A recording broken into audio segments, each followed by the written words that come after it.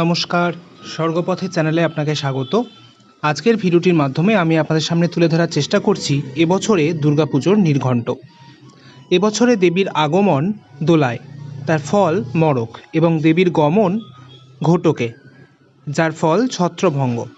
এবছর ষষ্ঠী পড়েছে আগামী 22শে আশ্বিন, যা থাকবে দিন 7টা 31 মিনিট 2 সেকেন্ড পর্যন্ত।